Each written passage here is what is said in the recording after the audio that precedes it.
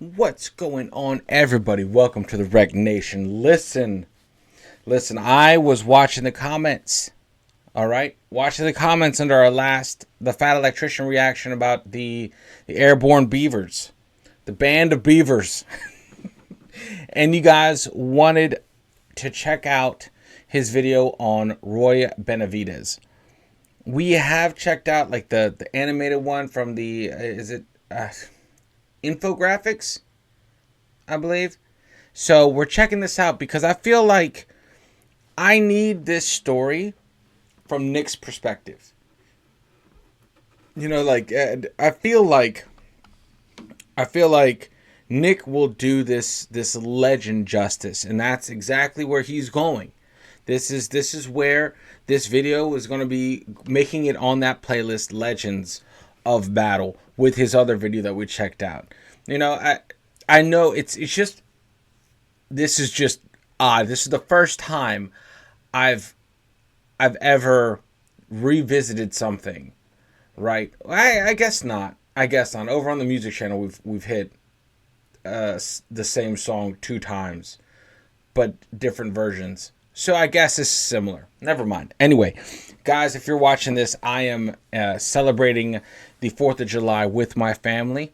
And I hope you guys are having or had a good 4th of July. By the time you're seeing this, I might drop this Wednesday. Okay. Anyway, you guys are all legends. Thank you for rocking with me. Let's dive into this. It's a 45-minute video, so get comfortable. I know you guys have already seen this, and I say this in the beginning of most of the Fat Electricians videos that we do. Make sure you have checked out Nick's video on Nick's channel first and foremost. Okay? He is doing insane things, making big moves, and honestly, that view on his channel makes it so that he can continue to bring us more of these stories that I love so much. So anyway, with all that being said, let's dive in. Let's see Nick's take on Roy Benavidez. All right, here we go. 3, 2, 1, let's go. John Rambo, the action hero that was an unstoppable, unkillable Green Beret from the Vietnam War that went into battle with nothing more than a big knife. This video is not about him. It's also not about the man that inspired that character. That was Audie Murphy. This video is about the real Rambo, the actual man that was inspired to join the military because of Audie Murphy, that would go on to become a Green Beret and go into combat against 1,000 men with nothing more than a big knife. What? Today we're talking about call sign Tango Mike, aka that mean Mexican Master Sergeant Roy Benavidez. This video is brought to you by Delete Me. I thought you'd never ask. 2 this week, huh? Which one was I supposed to use? I mean, either was fine, but both works, I guess. Still on the couch? Yeah, of course. Love you. Yeah.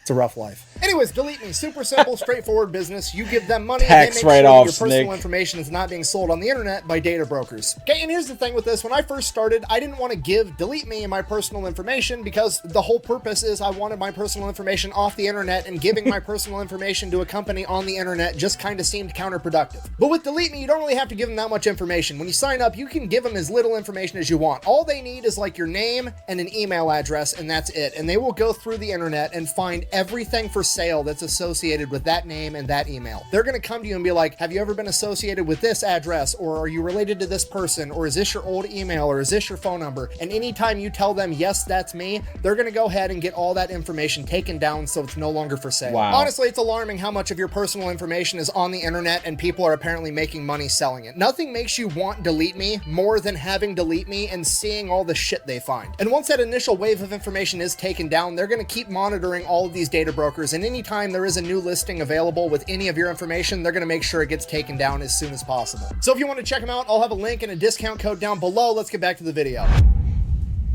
Benavidez. Born on August 5th, 1935, Roy's first memory in life was attending his own father's funeral after he had passed away from tuberculosis when Roy was 3 years old. 1 year later, Roy's mother would remarry, and 9 months after that, she would give birth to Roy's new half-sister, and from that moment on, Roy was essentially on his own. His parents gave all of their attention to their new daughter, and Roy and his younger brother Rogelio were kind of neglected. 2 years later, Roy's mother would develop a cough that would get progressively worse and worse, similar to how Roy's father had. Roy's mother now had tuberculosis too, and while she was on her deathbed, her husband, Roy's stepfather, would inform her that he would absolutely not be raising another man's kids. And 6-year-old Roy overhears this. He's terrified. He has no idea what's going to happen to him and his younger brother Rogelio. He's already lost his dad, he's about to lose his mom, and his stepdad doesn't want him, and that's the only family he's ever known in his entire life. On the day of his mother's funeral, his stepfather tells him and Rogelio to pack their things. They're going to go live somewhere else. They load up in the car, go off to where the funeral's held, and at the funeral, a man comes up and introduces himself as Nicholas Benavidez. He is their father's brother,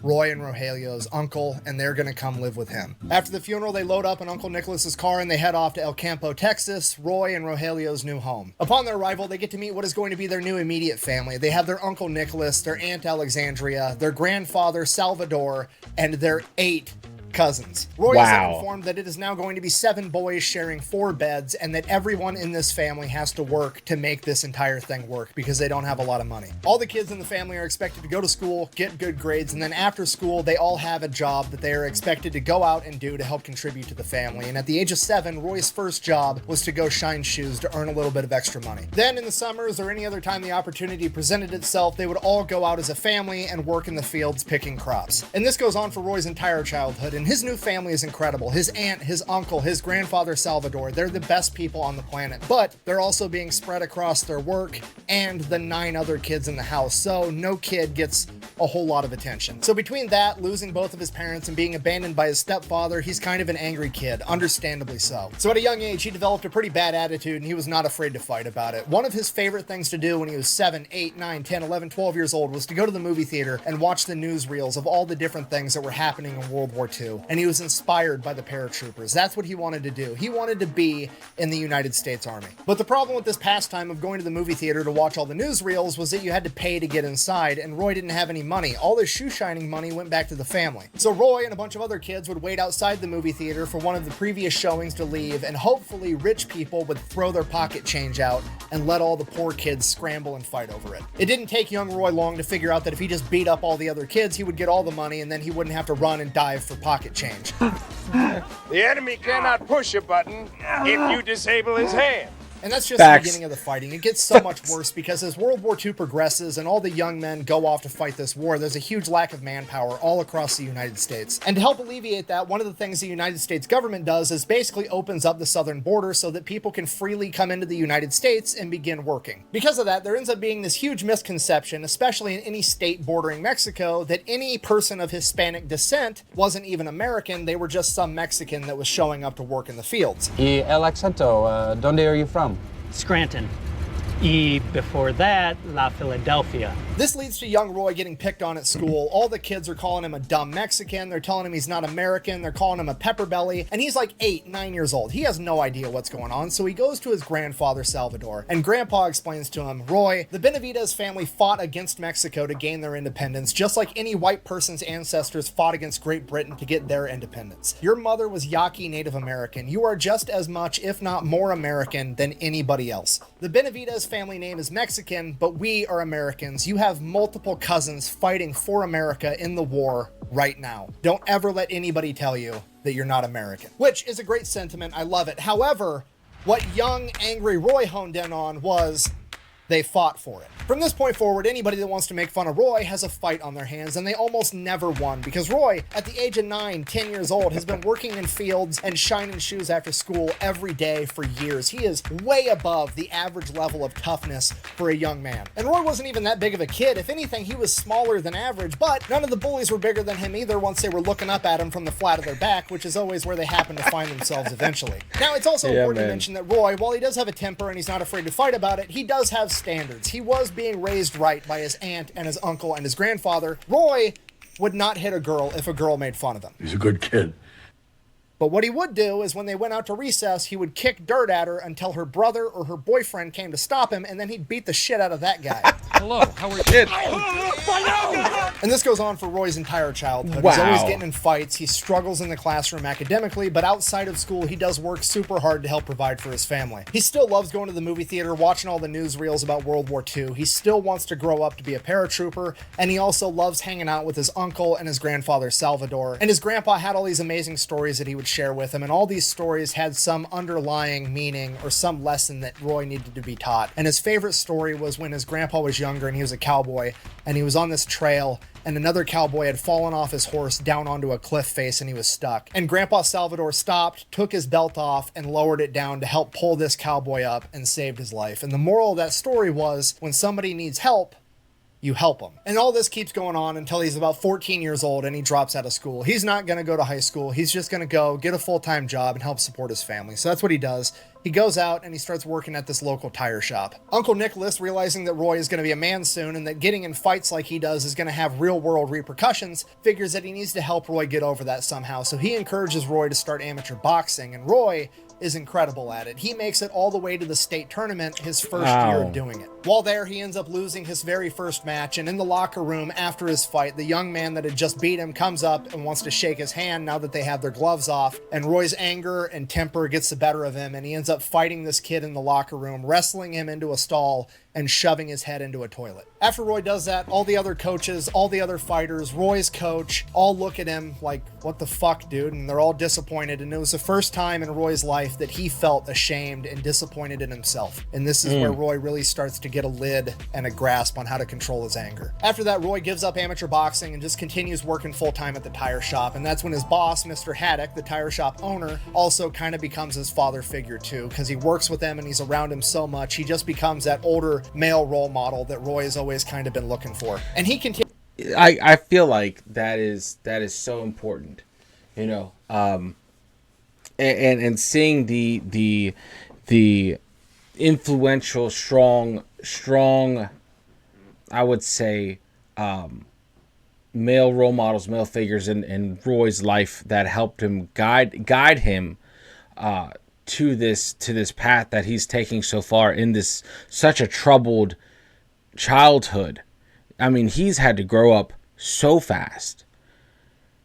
And I'm not like, what is it? I'm not kind of judging the backstory, but like it helps you grasp the ethos of just like where he comes from, why, how he elevated so much.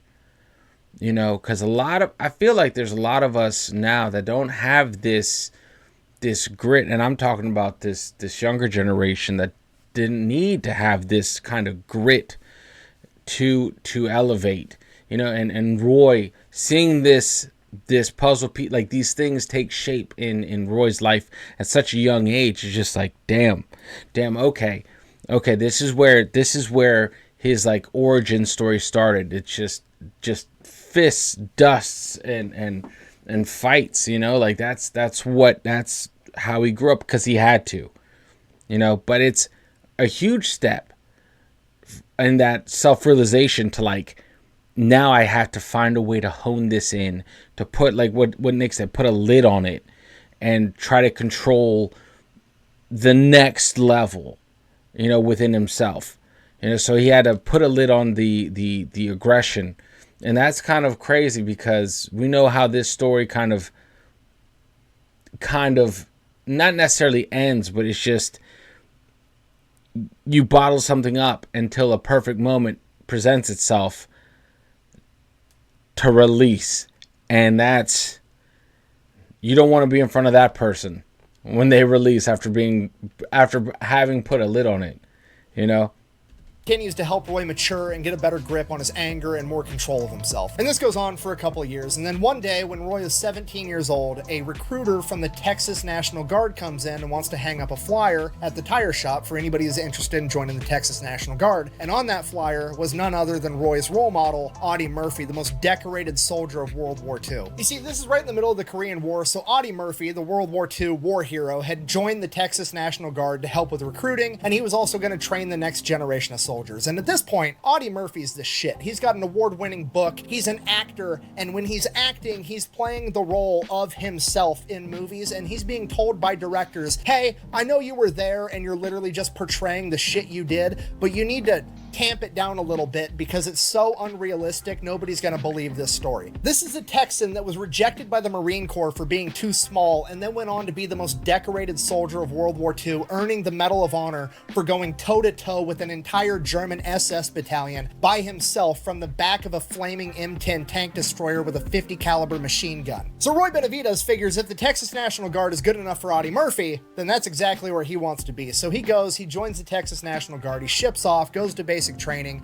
ends up coming back. He's doing his weekends, he's doing his training in the summer. That goes on for a couple of years while he's still working at the tire shop with Mr. Haddock. Then one day he decides that he likes doing Army stuff a lot more than he likes changing tires, so he wants to go full-time Army. He goes over to the active duty recruiter's office. It's a shared office. They've got the Navy, the Marines, the Army, and the Air Force all right there in one building. Roy walks right past the Navy, walks right past the Marines, walks right past the Air Force, goes straight to the active duty Army recruiter, says, here's my guard papers, I'm a corporal, I want to be a paratrooper. I don't just want a normal contract, I want a contract that guarantees me airborne school. At this point, the Army recruiter looks at Roy, who's like 130 pounds soaking wet, and he's like, man, you're not big enough to be a paratrooper. At which point, I'm paraphrasing here, but Roy says something along the lines of, well, I could cut you down to my size and we'll see if you're good enough to be a paratrooper. Maybe that'll help you make your decision. At which point, the Marine recruiter overhears that and he comes walking over and is like, son, you should be a Marine. You've got the right attitude. I don't care how big you are. You should come be a devil dog with me.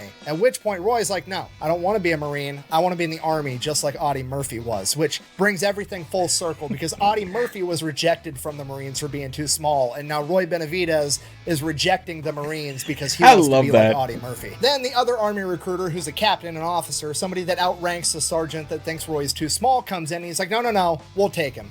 Come with me. So they go, they start doing the paperwork, and Roy's like, okay, I'm a corporal in the National Guard. I've already been through basic training. I've already done through job training. You should just be able to send me straight to airborne school and then give me a duty station. And the recruiter's like, yeah, sure, whatever. Roy signs on the dotted line. He packs his shit. He gets on the bus and he's off to the Army. And Roy then immediately finds out the hard way that recruiter was either not listening to him at all or he was lying to him because they sent Roy straight to basic training.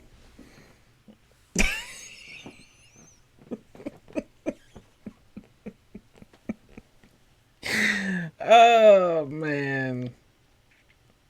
Oh god. Not a too unfamiliar story, right? For those of you guys that know, man, those recruiters. Jeez. It was the military that taught me to get everything in writing, right? And not just get it once.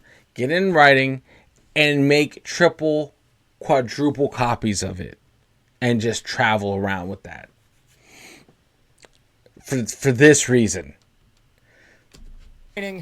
Again, and to add insult to injury, he is also not awarded an airborne slot after that, so he's not going to be a paratrooper like he always wanted to. Oof. After he gets done with training, he immediately gets sent over to Korea, where he is going to be there right after the Korean War ended, and he's going to be manning the DMZ, the demilitarized zone, between what is now North and South Korea. He's in Korea for a year, then he comes back home for a little bit stateside, then they ship him out to Germany, and while he's there, he learns how to speak German, and in Roy's own words, he becomes the first Hispanic American that could speak German with a Southern accent. Correcto. He gets done in Germany, he comes back home, he goes to military police school, becomes an MP, and he gets assigned to basically being a glorified chauffeur for high-ranking military officers, generals, colonels, etc. And then randomly, one day, a couple months out from his contract being up with the Army, he's trying to decide whether or not he wants to re-enlist, and this General Westmoreland, asks him, you ever thought about being a paratrooper? And Roy's like, yeah, actually, that's the only reason I'm here. I wanted to do that. I kind of got screwed out of it. I'm thinking about re-enlisting, and if I re-enlist, I really want to be able to become a paratrooper. To which the general kind of like doesn't even really continue the conversation. He's just like, huh, well, that's neat. Anyways, we're at the airport now. I gotta go, bye. And then Roy never sees this guy ever again. A couple months later, Roy's contract is about to be up. He has to decide if he's gonna re-enlist or if he's gonna get out. And his potential re-enlistment contract, there's an airborne packet courtesy of General Westmoreland. If he decides to re-enlist, he will get to go to airborne school and he will get to become a paratrooper. Wow. What? Oh, yo. That is... Hey, listen. Listen, like these, a lot of a lot of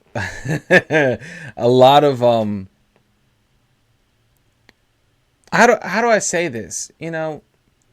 Like you have your pogue jobs, right? You have your non-infantry based jobs, right? Like, let's say, not necessarily looked down upon, but like disregarded by a lot of the where I would say the door kicking side of the military, right? Roy's position, basically glorified chauffeur, put him in a position to make the right contacts to get that next level. So this right here is a result of him just doing his job.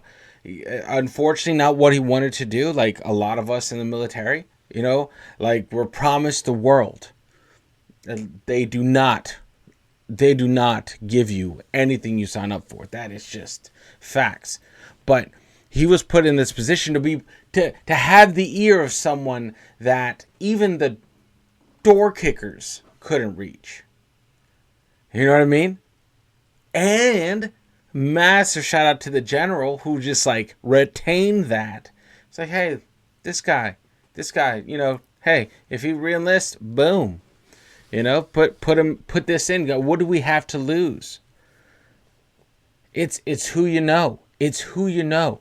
Who your allies are within this war machine. Because that's how it works. Because you have to understand the military is full of red tape, full of their own, how do I say it? They get in their own way all the time. Right? The inner politics, the inner workings of the war machine. Every branch has its own hurdles, right? But this guy, man, that's so dope. That's awesome.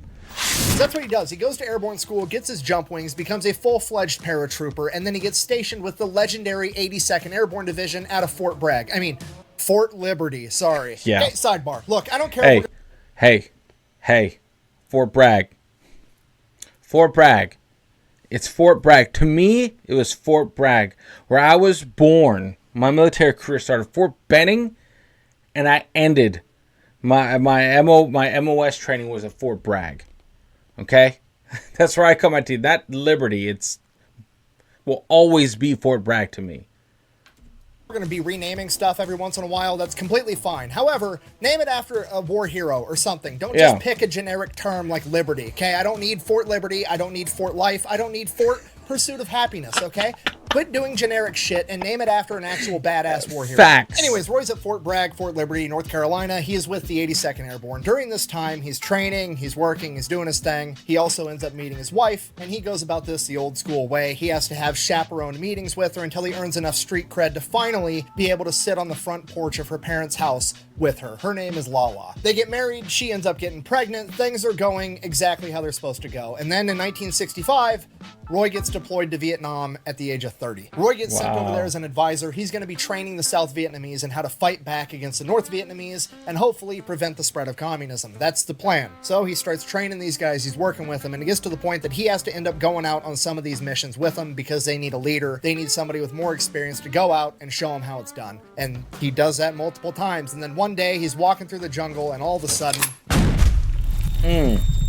Roy has no idea what's going on. 1 second, he's in South Vietnam on a mission. The next second, he's in a hospital in the Philippines, and everything goes by in a blur. And before he knows it, he's in San Antonio at the Fort Sam Houston Medical Center. At this point, Roy still has no idea what's going on. Doctors and nurses are coming and going. There's some pregnant woman named Lala that's trying to hang out with him all day long, and he's just not comprehending anything that's happening to him. Roy's wife, Lala, would be informed that Roy had stepped on a landmine in South Vietnam during one of their patrols, and they don't know how he survived, but the going theory was that it was some type of defect with the landmine that when it exploded, the entire landmine didn't fragment, but the top of it stayed intact as one solid metal plate, and when he stepped on it, it detonated it, and the landmine plate shot up and smacked him on the ass so hard that it broke his back and jolted his brain so severely that they don't think he'll ever regain his memory. Whoa. In addition to that, due to his broken back, he would almost certainly never be able to walk again, even if he did come to mentally. And this goes on for weeks of Lala showing him pictures, telling him stories, trying to remind him of who he was. And then one day, he just wakes up. He snaps out of it. He's sitting in a rehab room at the hospital by himself at a table. And in front of him, there's like the child's toy, you know, the big rectangle with like the cylinders and the squares and the triangles, and you shove each one through the corresponding shape. He's sitting there with that in front of him, and the PT person is like, "Can you put the shapes through there, Roy?" And he's like, "Yeah, obviously I could put the shapes through there." And they're like, "Well, why don't you go ahead and do it?" He's like, "What, am I applying to get into the Marine Corps? Like, what is happening right now? Why do you think I can't do that?" And they're like, "Well, just go ahead and do it." So he does it, and he's like, "Okay. Obviously, what is happening right now?" They then explain to him that he has been unable to do that for weeks every single time they've got him to try, wow. and Roy is just like literally snapped out of it like that. He's 100% mentally all there. He just doesn't remember the accident itself. He remembers everything else. So Roy's back. This is great. Now he just wants to get back up on his feet. He wants to keep serving in the Army. He wants to keep jumping out of planes. He wants to go back to Vietnam and be with his guys. And that's just how Roy is. So he demands that they start giving him physical therapy as soon as possible. And that's what he does. And over the course of a couple weeks, he comes to the painful realization that these physical therapists aren't getting him ready to walk and run and be in the Army again. They're getting him mentally ready to spend the rest of his life in a wheelchair. The doctors are telling him he's never going to walk again. He's going to spend the rest of his life in a wheelchair, and he needs to accept that. But Roy's not buying it. If they're not going to push him to get the results that he wants, he's going to push himself. The night nurses come in, they catch him, they give him a pill, they knock him out, they put him to sleep. He wakes up the next morning, his hip hurts from where he fell out of bed, and his leg muscles are sore from bearing weight for the first time in months. But the plus side, his hip hurts and his legs are sore, so obviously they're gonna work if he just keeps building them up stronger and stronger. Wow. So that's what he does every night. He rolls out of bed, he drags himself across the floor, lifts himself up, and puts as much weight on his legs as he possibly can. Sometimes the nurses catch him and try to put him back to sleep. The nurses are getting pissed off at him because he keeps doing this, but his legs keep getting stronger and stronger, and he's able to make it over to the nightstand faster and faster. And it gets to the point where all the other guys in this medical bay realize what he's doing, and they start cheering him on at night. Nobody's ratting him out. They're trying to distract the nurses to get Roy the time that he needs to be able to do his version of physical therapy. And this goes on for months. During the day, they're getting him ready for his life in a wheelchair. He's begging them just more time for more PT, and he'll be able to walk again. They're not buying it. They're doing the paperwork in the background to get him med boarded out of the U.S. Army. Wow. They know that he's done. But Roy never gives up on himself, and he keeps training every single night. Then, after having been in the hospital for 5 months, the doctor walks in with Roy's discharge papers. Roy begs and he pleads not to discharge him out of the Army, and the doctor finally says, "Roy, even if we continue doing PT, at best, maybe you'll be able to stand up one day. You're never going to be able to walk again." At that point, Roy hops up out of the bed, stands directly in front of the doctor, and takes one step towards him. And it was one of the most excruciating pains that he's ever felt in his entire life. He's got tears in his eyes, but he's looking this doctor right in his face. And the doctor, shocked that Roy hopped out of bed and took a step towards him, says, "Benavidez, if you can walk out of this room, I'll tear these papers up." So Roy walked out of that room. Oh, man. Oh, man! Hold on now, hold on. Oh, that hurt. Walk off. Hey, man, you can walk. Shortly after that, he walked out of that hospital and went back to Fort Bragg. Oh, Obviously, he gets assigned a desk job, but despite that, Roy's going to do the best job he can no matter what tasks they give him. So he crushes that job the best he can, and when he goes home at night, he continues to train. First, he starts walking a couple miles a day. Then he's walking 5 miles a day. Then he's running 5 miles a day. Then he's running 10 miles a day and doing 500 push-ups in a single day, every day. And he works himself up to being just as fast, just as strong as he ever was. And then, since he did such a good job at that desk job, he kind of figured out how things worked. And then wouldn't you know it, one day, out of the blue, Roy Benavidez's name ended up on a manifest to do one of the jumps for the 82nd Airborne's training. Not just one manifest, but 3. Roy did 3 jumps in a single day after having broken his back. What are the odds of that? What are the odds of that? I love that. And after having done that, Roy sits back, relaxes, reflects on his achievement. No, I'm just kidding. he goes out and decides that he wants to become a Green Beret now. So he goes off to What? Special Forces selection and he makes it. He passes. Oh He my becomes God. a Green Beret. On one hand, absolutely incredible. It is almost unbelievable that he's able to accomplish this. On the other hand, it's obvious that he was going to be able to accomplish this, right? Because if you don't know about these Special Forces groups, it's never like the fastest, the strongest, the freak athlete that ends up making these Special Forces units. It's always just that tough farm kid that you're going to have to kill to get him to stop. It's that person that's never going to quit. And if there was ever a embodiment of that archetype of person, it's Roy Benavidez, okay? Homie stepped on a landmine and literally walked it off. Of course he had what it took to become a Green Beret. That's just to get selected to be in the unit though, so then he has to go off and get all of his other training. He becomes a linguist, he gets cross-trained as a medic, he gets trained on every heavy weapon system, he becomes trained in military intelligence, the gathering of information. So he gets done with all this training, then he gets orders that he is going to be deploying to Central America. Here's the problem, Roy doesn't want to deploy to Central America, Roy wants to go back to Vietnam. So Roy goes back to that very same office that he worked in for a little while he was training before he became a Green Beret, and wouldn't you know it, somehow or another his orders got changed and he was sent to Vietnam instead. It's me. But Roy wasn't just going to be going to Vietnam, he was going to be going to other countries neighboring Vietnam, like Cambodia.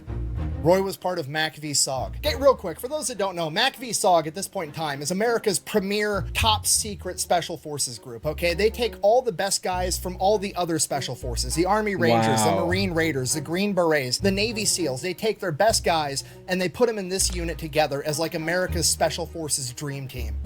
So like a Delta Force? Like a precursor to Delta? Other special forces, the Army Rangers, the Marine Raiders, the Green Berets, the Navy SEALs. They take their best guys and they put them in this unit together as like America's special forces dream team. Basically, they're the ones doing all the stuff that America's not doing. You know, this group is so secretive that nobody even knew that these guys existed until like 30 years after Vietnam. Okay, SOG, everybody thinks it stands for Special Operations Group. That's not what it stands for. It stands for Studies and Observations Group. And they did that on purpose because they wanted it to sound like some nerd shit. That way, if a politician or a high-ranking officer that wasn't supposed to be in the know read that on a document, they weren't going to ask any questions. During Vietnam, these guys had a 150-to-1 kill-death ratio. For every MACV-SOG member that went down, 150 enemies went down first. And they do all kinds of different crazy stuff during Vietnam, but when Roy gets linked up with them, they're working in Cambodia. Okay, real brief, oversimplified version of what's going on here. You have the NVA, the North Vietnamese Army, and they are trying to supply the Viet Cong, the guerrilla fighters in South Vietnam, with a bunch of supplies. Now, they have two options. They can punch through the front line, fight through all the American defenses to deliver these supplies. Doesn't sound like a very good time. Or they could cheat. They could just cut right over into Laos and then travel through this neutral territory with no resistance, and then travel into Cambodia, more neutral territory with no resistance, penetrate way past all the American front lines, deep into South Vietnam, and then cut back in and drop off all the supplies. Okay, and to be fair, that's a brilliant plan because there's not a whole lot America can do to stop it, right? Because the only thing America really can do is to send their troops into Cambodia and Laos, and that's not going to be a very popular idea considering that most of America's mad that they're in Vietnam in the first place. They're definitely not going to support invading two more countries. So if America wants to stop this, the only thing they can do is to send their own guys into this neutral territory where they're not supposed to be to cut off this supply line. And then, even if they do run into each other in this neutral territory, it just turns into the Spider-Man meme, right? Hey, you're not supposed to be here. No, you're not supposed to be here. And then everybody's just as guilty of breaking the same rules. It's a really good plan on their part. Okay, but here's the problem with this whole thing. America cares a lot more about not getting caught in these neutral territories than the North Vietnamese do. Because of this, the Americans are only sending in very, very small groups of men, like 12 guys or less, whereas the North Vietnamese are sending in entire companies. They're sending in hundreds of guys. So this makes it impossible for the Americans to directly confront the North Vietnamese. So rather than confronting them, they start stalking them. They start tracking them down and following them, writing down what their most commonly used paths are, what they're dropping off, where they're dropping it off. They try to memorize all their different routes. They try to figure out anything and everything they can about their operations inside of Laos and Cambodia. So that goes on for a while, and then somebody gets the bright idea of like, hey, we know where all the enemy's ammunition is. What if we just snuck in a bunch of defective ammunition that blew up when they tried to fire it, and then it would not only A, take care of some of the enemy troops that got got messed up from, you know, a howitzer round blowing up or ammunition blowing up or defective ammo, and they go and try to get into a firefight, then the Americans are guaranteed to win. There's that aspect, but then there's also the psychological aspect of the enemy isn't going to trust their own supply line anymore. So then that goes on for a little while, and then eventually the North Vietnamese and the Viet Cong figure out that the Americans are doing this, so they start sending out their best guys, their equivalent of MACV-SOG, and they send them out into these neutral territories to try to hunt and kill the American MACV-SOG operators. Because of that, the MACV-SOG casualty rate goes up, and at one point it was actually reported as being a 100% casualty rate. If you were in MACV-SOG during this era, there was a 100% likelihood that you were going to get injured or killed in the line of duty. A Purple Heart to these guys was just a rite of passage. So MACV-SOG starts taking more casualties. They realize they're being hunted. Then they start doing countermeasures to prevent from being caught. They're having helicopters go in and pretend to drop off a bunch of operators when they're actually not doing it, basically spamming them. That way, when they actually do go behind the line, the enemy's not going to know whether that was a fake drop-off or a real drop-off. So that's what's happening. There's like this shadow war going on in the neutral territories of Cambodia and Laos, and this is what's happening when Roy shows up. So 2 weeks into being there, Roy goes out on a mission, and one of the guys if he's with ends up getting shot up, and they have to get this guy medevaced, but they're still being attacked, so they can't go out in the open so a helicopter can land. So the helicopter has to drop what's called a McGuire rig. It's basically just a rope that these guys are going to hook onto, and they're going to pull them straight up out of the canopy of the jungle and fly off with them dangling underneath the helicopter like some badass Pinocchio. Now, usually when you do this, like you can see in this picture, you're stacked on top of one another on the same nylon rope, but for some reason on this day, they dropped 2 nylon ropes. Roy hooked the other guy that's injured up to one, and he hooked himself up to the other. And Roy probably didn't even realize that there was 2 ropes. He just saw a bunch of nylon rope everywhere. He hooked both of them up, and they were going to take off. So they get pulled up out of the canopy, they take off headed towards camp, but because they're each on a different rope, the ropes end up getting crossed, and the nylon ropes start rubbing together. And when nylon rubs up against nylon, it melts because it's plastic. So these ropes are going to end up snapping, and Roy and his buddy are both going to fall to their death unless they can land and get this figured out, and they can't land because they're still being shot at. Now, luckily for Roy and the other guy, the belly man in that helicopter was another one of Roy's friends, a sergeant by the name of Leroy Wright, and he noticed what was going on, and he ties himself off to a 3rd rope and lowers himself out of the helicopter in between the other 2 nylon ropes, allowing his body weight to untangle the ropes as he lowered himself down, saving all 3 of them. Wow. What? Yo. 2 days after that, Roy wakes up in his cot. Time to go get breakfast. He had... That's crazy. Like, you have to be on the same page to notice that detail. That's absolutely selfless what that dude did to separate those ropes. Wow. I mean, like, yeah. That's just, fuck yeah, man. Salute to that guy. Heads off towards the chow hall. He's making his way there, and everything just starts scrambling. There's radio transmissions coming in saying it's a Daniel Boone tactical emergency. Daniel Boone is the name of the operation in Cambodia. You're not supposed to be saying that over the radio, period, which means that shit has really hit the fan somewhere. Everybody around him starts scrambling. Helicopters start going out, and helicopters start coming back in all shot up with injured men on them, and Roy goes up to one of these helicopters trying to figure out what's going on, and the door gunner in this helicopter falls out, and it's a 19-year-old kid that Roy remembered they just celebrated his birthday like a week ago, and this kid falls into Roy's arms and dies on the spot. Roy asks the rest of the helicopter crew what's going on, what's happening, and they tell him that there's a team out there that's getting overrun by hundreds of NVA. So Roy continues to ask him, what team? Who's out there? Did you pick them up? Are they here now? What's going on? And they go, no, we couldn't get close enough to pick these guys up. They were so overrun, and we were taking too much fire from the helicopters. It was, we don't know who it was, but it was the big black dude that saved you the other day. And Roy immediately knows they're talking about Leroy, and his entire team is still out there. So Roy asks them, are you going back out there? And they said, yeah, we're going to go back out there, but we're not going to be able to land. The only thing we're going to be able to do is drop ammunition out of the helicopter above them so they have ammunition to keep fighting. And to Roy Benavidez, it sounds an awful lot like somebody needs help. And with that, he runs over, grabs his medical bag, jumps in the helicopter, and they take off. A couple minutes into the flight there, Roy realizes that in his hurry to run and grab his aid bag so that he could help, he made a mistake. A really, really big mistake. He forgot his gun. God damn it! He is now in a helicopter flying into combat with no gun, no food, no water, no grenades.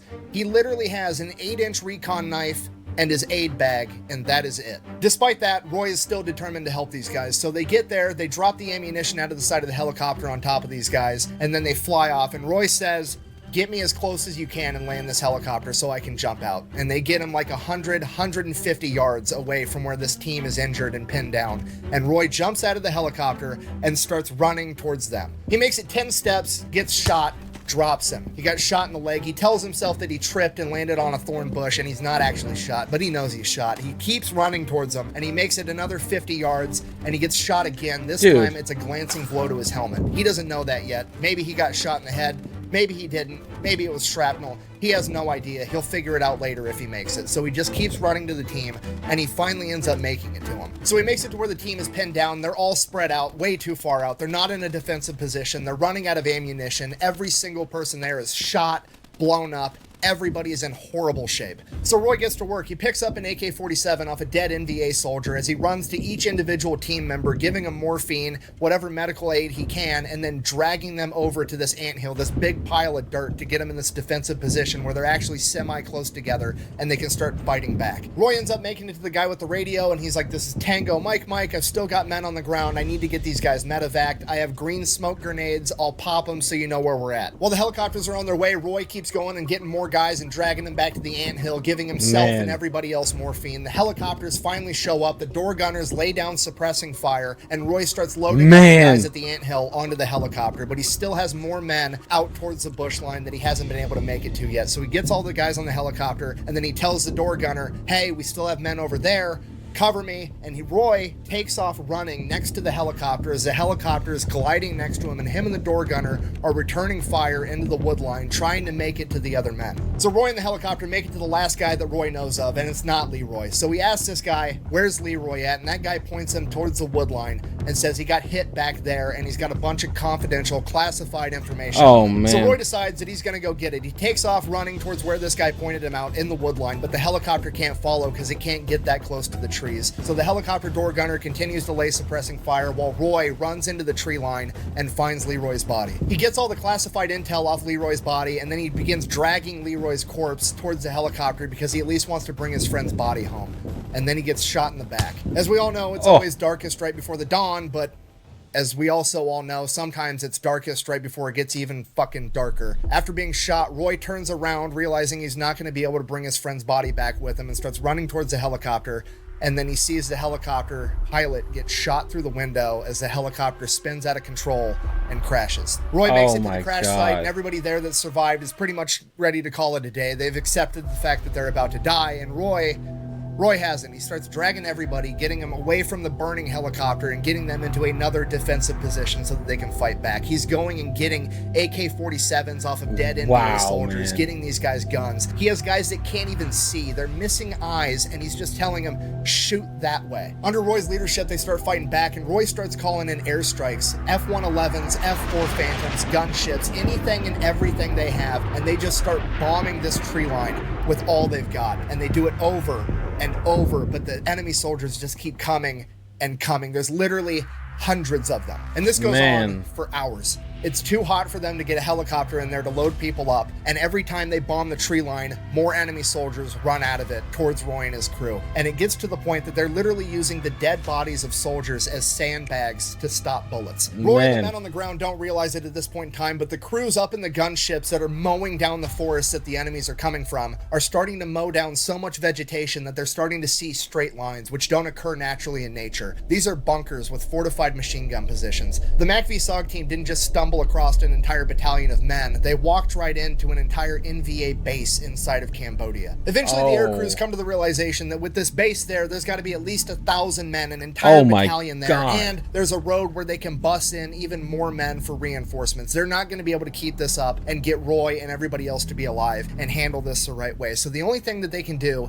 is to have a carpet bomb of that forest, and at the exact same moment that those bombs start dropping, they're going to send in the helicopters to try to pick up Roy and everybody else. So a group of A-37 super tweets bomb the tree line as a Huey comes down, and Roy starts helping to load these men into the helicopter. Some of them have lost so much blood they can't even pick themselves up. And while this is happening, the North Vietnamese soldiers rush them. They're coming straight towards the helicopter. They're firing. Roy's trying to load the men on while firing back. The door gunner's returning fire, and one of them ends up making it to Roy, and for some reason, whether he was out of ammo or whether he was trying to take an American alive, he hits Roy in the back of the head with the buttstock of his rifle. Roy falls down, and then he swings it again at Roy's face, dislocating his jaw. Roy, somehow still conscious, gets up, starts trying to wrestle this guy to the ground. He lost his gun. All he has is his recon knife, and this guy's got his rifle with a bayonet on it. And the enemy soldier goes to lunge at Roy with the bayonet, ends up cutting Roy's arm, and then Roy lunges at him, misses. The enemy soldier lunges back. He ends up stabbing Roy in the stomach with the bayonet, and Roy ends up getting to him with the recon knife, stabbing him in the chest and killing him. Roy pulls out the bayonet, can't get his recon knife out of this guy's chest, and he's now holding his intestines in his stomach with one hand. At this point, Roy's right next to the helicopter, and he's looking right at it. He should get in the helicopter, but he turns around away from the helicopter, and there's two Americans still out there returning fire that are able to fight. They're just not able to walk, and Roy runs towards them. Roy gets there, picks up the one that can't walk entirely, and starts helping to drag him towards the helicopter. And the other guy can't crawl, but he can't walk. So he literally starts walking on his knees using an AK-47 like it's a crutch. They get to the helicopter. Roy helps load them in the helicopter, grabs the AK-47 that the guy was using as a crutch, turns around again and starts shooting at NVA soldiers that are charging towards the helicopter as the injured men behind him literally grab Roy and drag him into the helicopter as they take off. As it becomes clear to absolutely everyone that Roy Benavidez did not just bring a knife to a gunfight, the communists brought an army to a Roy Benavidez fight and still couldn't win. After saving all the surviving members of the original MACV-SOG team and the first helicopter crew, through 6 hours of combat, Roy has sustained over 37 different life-threatening injuries, multiple gunshot wounds, over 20 shrapnel wounds. He has been bayoneted and he has been clubbed. And after being dragged into the helicopter, he finally loses consciousness. Just a flesh wound. His next memory is being literally waist deep inside of a body bag as an American medic is zipping it up. His eyes are caked with blood and he can't open them. He can't talk to the medic because his jaw is dislocated and he's lost so much blood that he can't move. And from the medic's perspective, he doesn't even realize that Roy's an American because he's Hispanic, he's got the same skin tone as the North Vietnamese, and Roy's body is literally laying on top of 3 dead NVA soldiers that in Roy's fog of morphine and adrenaline, he loaded into the helicopter because he didn't want to leave anybody behind. Roy can literally feel the teeth on the zipper closing as it gets closer and closer to his head. And once the zipper reaches his neck, somebody stops the medic and says, "Hold on, that's Benavidez." And he instructs the medic to double check and make sure that Roy is actually dead. And the medic argues with him, and Roy's buddy says, "I don't care, double check." And the medic zips down the body bag a little bit and puts his hand on Roy's chest and leans forward to listen and see if he can hear breathing. And at this moment, Roy takes what he describes as the best shot he's ever made in his entire life. He spits directly in that medic's face. Give him that hawk. And with that, they get Roy out of the body bag, they get him in the aid station, and they start trying to do everything they can for him, but they're almost positive that he's not going to make it. After his chain of command figured out everything that had happened and that Roy was pretty much the only reason that the 8 other men that survived made it out of there alive, immediately got him signed up to receive the Distinguished Service Cross. The only reason they didn't try to get him the Medal of Honor on the spot was because they didn't think Roy was going to survive, and they wanted to get him an award that they could give him in the field so that he could receive it before he passed away. But Roy Benavidez had other plans. He doesn't pass away. Instead, he recovers. And not only does he recover, he yet again refuses to get med boarded out of the Army into a medical retirement and continues to serve an additional 10 years in the United States Army. And during that time, they try to get him awarded the Medal of Honor because if anybody deserves it, it's this guy, right? But for some reason or another, it always ends up getting rejected, and it gets rejected again and again and over. They just keep rejecting his Medal of Honor. But there's nothing that Roy or anybody else could do. For some reason or another, the committee in charge of awarding the Medal of Honor simply did not want to give Master Sergeant Roy Benavidez the award that he had earned. So he did the only thing he could do. He just kept on keeping on. So he went on, served throughout the military until 1976 before finally retiring as Master Sergeant Benavidez, the recipient of the Distinguished Service Cross. As Roy retires, there was another press push about how incredible he was, wondering why he didn't earn the Medal of Honor, and this ends up connecting him with one of the men that he had saved that Roy actually thought had died. And this man gets a hold of Roy almost 12 years after the fact, and he tells Roy that he's going to write up everything that he witnessed and send it into this committee again. And yet again, even despite all this new information, the committee in charge of awarding the Medal of Honor rejected it again. And then they realized what they were doing wrong. They were telling the whole truth. They were saying that Roy hopped in a helicopter, flew into Cambodia, and helped save a bunch of MACV-SOG members. And as far as the US government's concerned at this point in time, up until like the mid-80s, MACV-SOG, A, doesn't exist, and B, if it did, it definitely would not be operating in a neutral territory like Laos or Cambodia, because that was against the rules. I can neither confirm nor deny details of any operation without the Secretary's approval. So the politicians and the bureaucrats in charge realize that if they give Roy the Medal of Honor for saving MACV-SOG members in Cambodia, which wasn't supposed to be happening, there could be political backlash, and they're not going to metaphorically stick their necks on the line just to give Roy what he deserves, despite the fact that Roy put his entire life on the line for them. So bearing this in mind, they redo all the paperwork, they jump through all the hoops to try to get Roy the Medal of Honor again, and this time, rather than saying that Roy's courageous actions occurred in Cambodia, they simply said that they happened to the west of Lock-In Airfield, which was where Roy was stationed.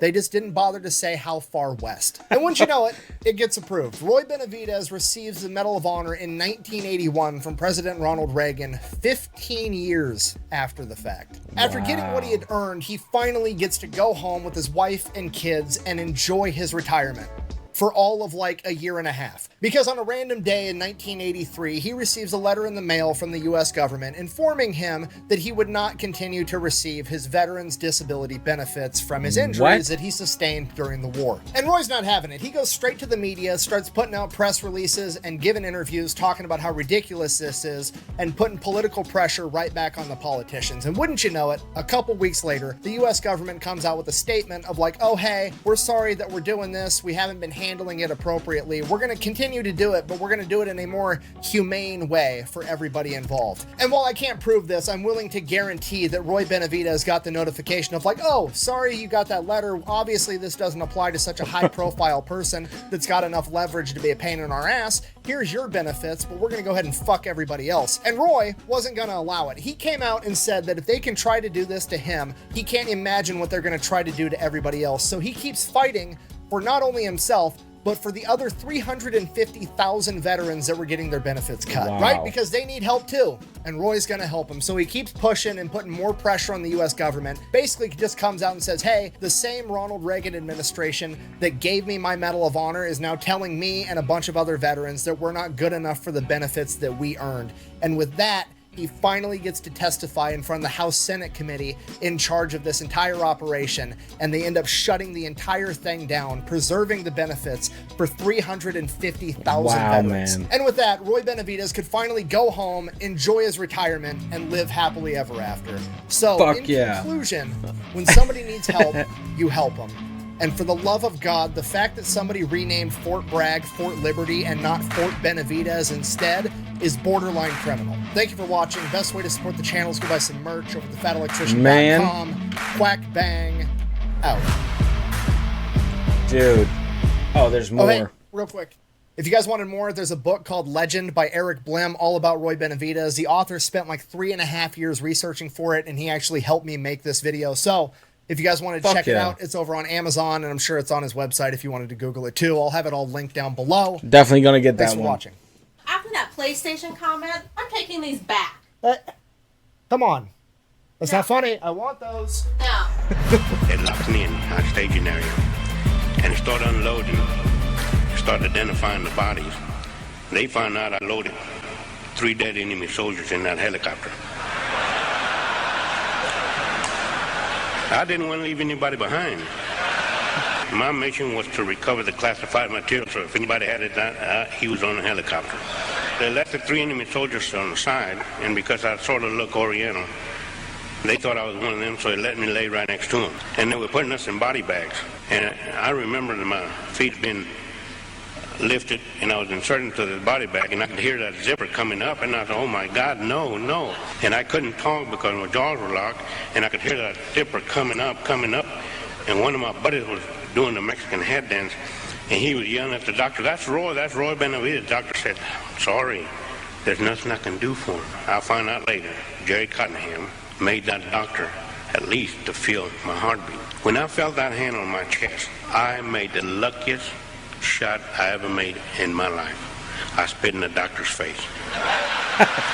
You know, there's a saying among us veterans, for those that had fought for it, life has a special flavor. The protected will never know. You have never lived till you almost died. And it is us veterans that pray for peace most of all, especially the wounded, because we have to suffer the wounds of war.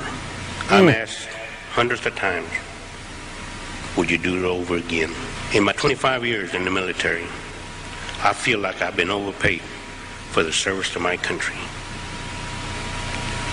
There'll never be enough paper to print the money, nor enough gold in Fort Knox for me to have to keep from doing what I did. I'm proud to be an American, and I'm even prouder that I've earned the privilege to wear the Green Beret. I live by the motto of duty, honor, country. Ladies and gentlemen, thank you very much. Thank you. God bless you, and God bless America. Man, come on, dude. Legend. Oh, man. Listen, what else can be said? Man, those closing statements right there by Roy. I gotta hear it again. Where is he? I gotta hear those closing statements. Hold on. I'm bringing back up because that was just potent. They thought I was one of them, so they let me. Hold on. My God, the doctor, that's Roy Benavidez. The doctor said, I made the luckiest shot I ever made in my life. He said something so profound, and I agree. 1,000,000%. You know, there's a saying among us veterans, for those that had fought for it, life has a special flavor. The protected will never know. You have never lived till you almost died. And it is us veterans that pray for peace most of all, especially the wounded, because we have to suffer the wounds of war. I'm asked hundreds of times, would you do it over again? In my 25 years in the military, I feel like I've been overpaid for the service to my country. There'll never be enough paper to print the money, nor enough gold in Fort Knox for me to have to keep from doing what I did. I'm proud to be an American, and I'm even prouder that I've earned the privilege to wear the Green Beret. I live by the motto of duty, honor, country. Ladies and gentlemen, thank you very much. Thank you. God bless you, and God bless America. Man. John Rambo, the action hero that was an unstoppable, unkillable Green Beret. What? Man. Guys, that was... Thank you guys for telling me to check Nick's version out. I mean, it was bound to happen, but yeah, we had to check it out. This was so much better than that. The animated version, obvious for obvious reasons. But man, I didn't know all of that. That was so good. That was I gotta buy that book. Legend. Okay, I'm buying it. Whew. Man, guys, like, keep these kinds of videos coming. Keep these individualistic videos. These individuals that are legends. Keep suggesting these videos. And we will continue to get to our Battle 360 journeys and everything else under the sun, guys. You know, I'm telling you, busiest time of the year right now for me. And thank you for your understanding and patience and bearing with these sporadic uploads. You guys are absolute legends. Listen, guys, make sure you unplug. Make sure you do something absolutely legendary. Enjoy life. Enjoy your family. And I will see you all in the next video. Later, guys.